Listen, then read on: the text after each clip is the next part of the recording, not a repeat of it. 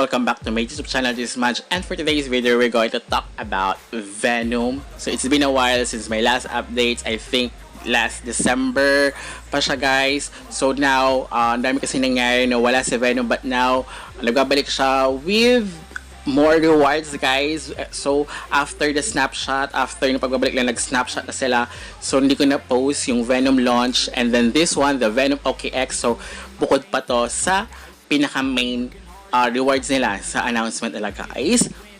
So, pero ang daming nangyari ulit, ang daming kaguluhan dito. So, I'm going to explain yung parang reasons nila or parang possible reasons na kung bakit yung iba hindi nakakuha sa Venom OKX, guys. So, I'm really sorry kung hindi ako nakapag-post na ito. Nagawa ko lang siya less than 2 days before the distribution due to sa aking family emergency. It's been in chaos.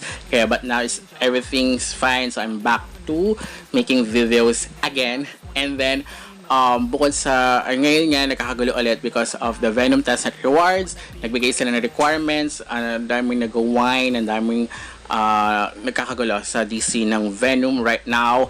And then, nagbigay rin sila. Alam naman natin na vesting si Venom ever since. So, kung gaano katagal, malalaman na yan in this video. And of course, yung susunod na airdrop under Venom Network. Kaya huwag kayo mag-skip. Sabi ko sa iyo kung ano yan. At ginawa ko yan ng video kung malalaman yan sa mga susunod na oras or araw, guys. Kaya, before we jump into it, make sure you like this video, subscribe to my channel if you have not already, and ring that notification bell so you'll always be updated to my upcoming videos and off-the-clock episodes. At saka yung complete lists ng requirements. Kasi ang requirements nila for the testnet rewards is 22 NFTs. But, before natin puntahan yan, this one muna kay OKX, guys. So, ito importante kasi, kay possible reason kung bakit hindi kayo nakakuha is baka hindi kayo KYC. Kasi kailangan is KYC. Kahit nakalagay yung OKX UI ID nyo and the OKX Venom deposit address is dapat KYC. Or baka kinuha nyo rito sa mismong Venom yung address, guys. So, mali yun. So, dapat pupunta kayo sa mismong OKX, guys. And dapat KYC yun. Kasi kung hindi KYC yun, guys, madi-disqualify din talaga kayo. So, hindi kayo makakuha.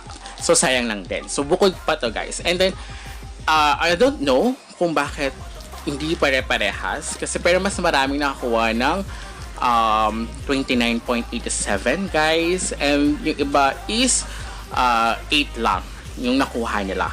So, ako, nakakuha ko ng 29. So, automatic naman siya. Kung tama lahat nung sinubmit nyo, lahat yan tama, makukuha nyo siya ng yan, either 29.87 or 8 Venom something yung sa iba, guys. So, ayan. And then, eto kasi after the snapshot, so ngayon may bago silang we thought yung testnet na rewards is token. So, ito akala nila, dahil nga diba, OKX siya, so 1 NFT yan. So, equivalent na makuha natin for the testnet rewards is mga nasa 29.87. Parang ganun, 29. Parang ganun kasi yung sa tingin. Parang we assume about it. Pero wala naman kasi binibigay si Venom na yun nga yun. Parang after this Venom OKX, naglabas sila ng Venom testnet rewards, guys. And then but after yung may countdown kasi. So hindi sila sabay ng release, guys.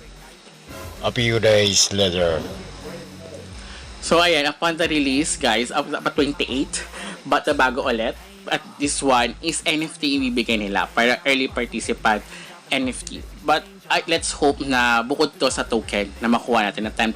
So, yung vesting nila is 90 months, guys. Then, 10% yung unang malalabas. So, I think mga 7.5 years ang tagal, diba? So, anyway, ito yung super nakagulo nga kasi hindi lahat makakuha nito. Dahil sa requirements is 22, guys. So, for me, nung nakita ko yung pinaka-lists, nagbigay pa sila ng consideration kasi hindi nila sinama si Numi and si Venom Pool. Pero pag tinignan yung pinaka-list, yung talaga parang tinanggal nila doon. Pero, still 22. And then, I watched my previous videos and if you watch my previous videos, makikita nyo yan, yung mga ginawa ko is, okay, tama naman pala, na, ayun nga, yung mga nakuha natin is, correct naman. Kasi iba kasi sinasabi lang, dapat 21 lang siya, plus si Numi is 22. But, kung i-check natin, mayroon pala sila list dito ng mga projects na you can access, and then chinek ko sila one by one sa aking previous videos. Okay, nagawa ko pala to. Ginawa ko pala yon, kaya nakakuha ko nito. So, something like that. So, kung parang gusto nyo makita the complete lists, guys, punta lang kayo sa mismong Venom Network sa pinaka main website nila, guys. So ito kasama yung Venom Wallet, Venom Scan, Venom Bridge. So may mga NFT yan, guys. Kasi sa pag tinignan niyo sa wallet niyo, hindi siya lalabas, hindi kompleto. Even sa mismong tasks na Venom, so hindi rin kompleto doon. So kailangan niyo pumunta sa Venom, and then wait, papalitan ko muna ng test kasi naka mainnet ako, guys. Sorry. So, sa mainnet kasi yun na yung sa early participant, guys. So, I think just limited. I think, sana, bonus lang siya bukod sa kasi wala pa naman. So, let's wait for that.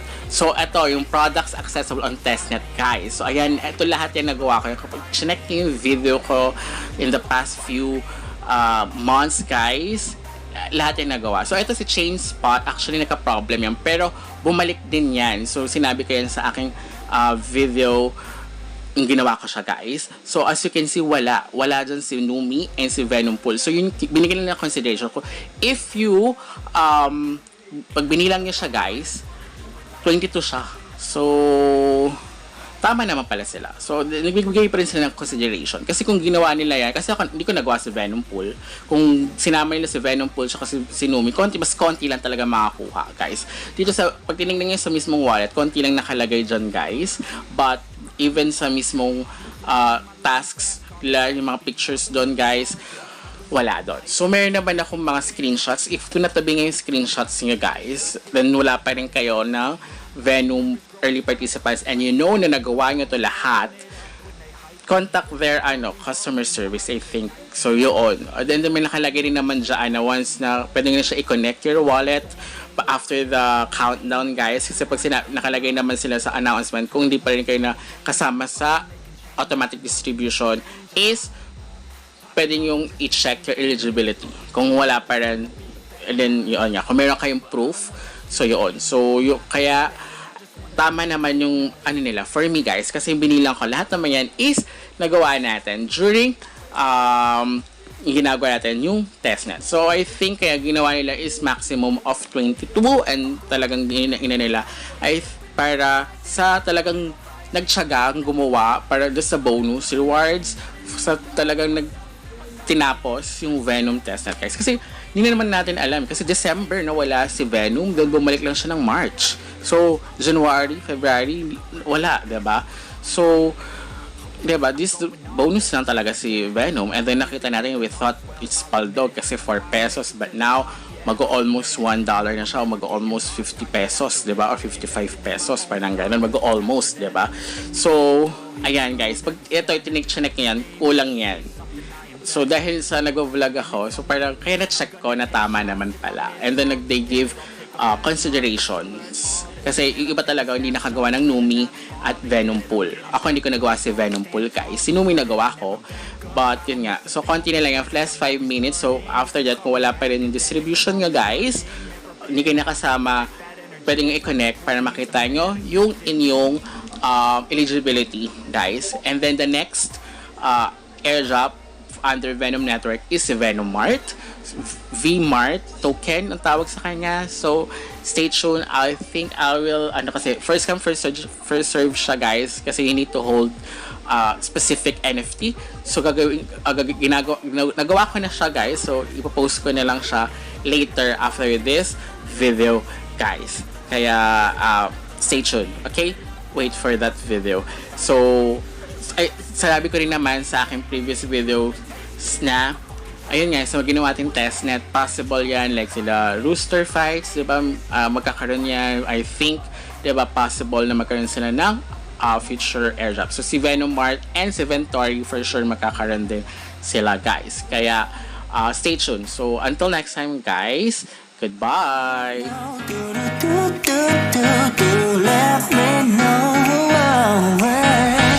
Let me know.